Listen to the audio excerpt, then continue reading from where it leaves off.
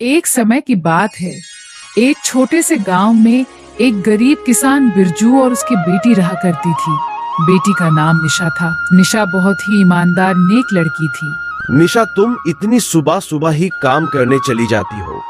थोड़ा और समय होने देती, उसके बाद जाती बेटी। पिताजी, काम जल्दी जल्दी खत्म हो जाए तो अच्छा लगता है, और फिर खेत का काम भी तो करना है ना।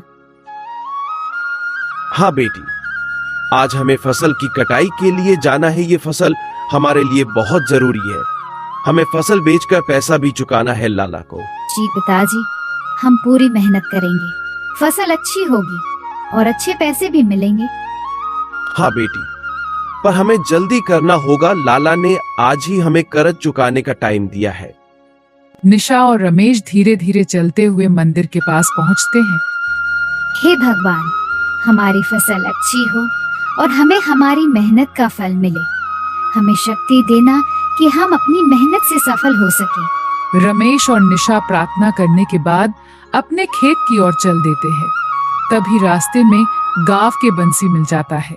रमेश भाई, आपका फसल कैसी हो रही है और कटाई कब तक कर रहे हो?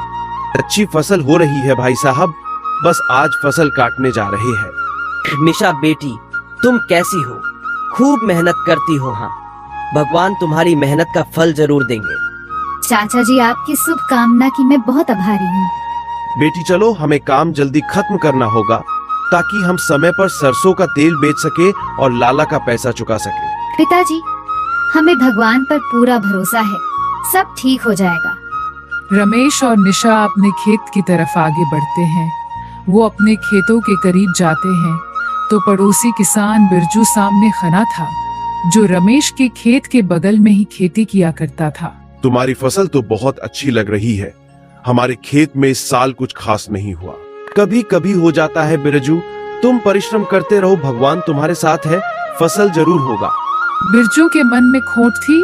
उसकी फसल इस साल अच्छी नहीं हुई थी और वो रमेश की सफलता से बहुत जलन हो रहा था।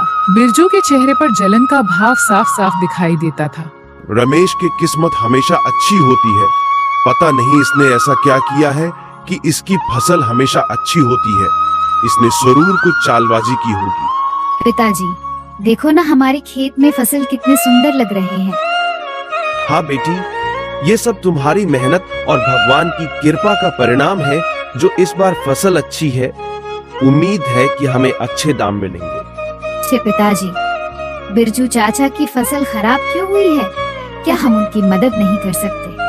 हाँ बेटी, हमें जरूर उनकी मदद करनी चाहिए, लेकिन पहले हमें अपनी फसल काटनी होगी ताकि हम समय पर अपना कर्ज चुका सकें। चलो निशा बेटी, हमें जल्दी करना होगा। फसल काटने के बाद हमें इसका तेल भी तो निकालना है। दोनों बाप बेटी फसल की कटाई में लग जाते हैं। धूप में पसीना बहाते हुए पूरी लगन के साथ मिलकर कटी हुई फसल के गट्ठर बनाते हैं। निशा बेटी चलो, थोड़ा सा आराम कर लेते हैं और पानी भी पी लेते हैं। निशा, अब बस भी करो, बहुत फसल काट लिए। अब चलो इसे तेल निकालने के लिए ले चलते हैं। अरे निशा बेटी, तेल निकालने जा रही हो तो 1 किलो तेल मेरे घर भी दे जाना। तुम्हारे सरसों की तेल से बनी सब्जी का अलग ही स्वाद आता है। अच्छा चाचा जी, भेज देंगे आपके घर में 1 किलो का तेल। फिर वो दोनों तेल के मिल जाकर तेल को मटकों में भरकर बाजार की ओर चल देता है। लेकिन काफी समय तक बैठने के बाद एक भी ग्राहक नहीं आता है उसके तेल खरीदने। निशा, अब तक किसी ने हमारा तेल नहीं खरीदा। अगर हमारा तेल नहीं बिका तो हम अपने कर्ज कैसे चुकाएंगे? पिताजी, हमें धीरज रखना होगा, हमारा तेल जरूर बिकेगा। बैठे बैठे काफी समय बीत जाता है लेकिन तेल नहीं बिकता है। इधर निशा और रमेश की चिंता बढ़ती जा रही थी, लेकिन निशा और रमेश का विश्वास अभी कायम था। उनकी आंखों में उम्मीद की किरण अभी जग रही थी। लेकिन समय बीतता जा रहा था और तेल बिक ही नहीं रहा था। कुछ देर बाद एक ग्राहक आता है। ये तेल कैसा है और कैसे किलो बेच रहे हो? धीरे धीरे और भी लोग तेल खरीदने आने लगते हैं। हमें भी 3 किलो तेल देना। हमारे लिए भी 1 किलो तेल देना। मुझे 2 किलो देना। धीरे धीरे सब तेल खाली हो जाता है। निशा देखो, सारा तेल बिक गया। अब हम अपना कर्ज चुका सकते हैं। पिताजी, भगवान ने हमारी सुन ली। आखिरकार हमें मेहनत का फल दे दिया। अब हम अपने कर्ज से मुक्त हो जाएंगे। रमेश और निशा दोनों अपने घर जाने लगते हैं। तभी रास्ते में उसके पड़ोसी सोहन मिल जाते हैं। अरे सोहन, तुम इतने परेशान क्यों लग रहे हो? सब खैरियत से है ना? क्या बताऊं रमेश भाई, कुछ ठीक नहीं है। मेरी बीवी की तबीयत ठीक नहीं है, उसे अस्पताल में भर्ती कराना होगा, लेकिन मेरे पास इलाज के लिए पैसे नहीं है।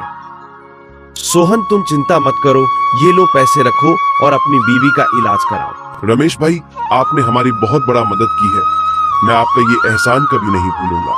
सोहन, ये तो हमारी जिम्मेदारी है कि एक दूसरे की मदद कर सके और मुझे बहुत खुशी है कि मैं तुम्हारी मदद कर सका।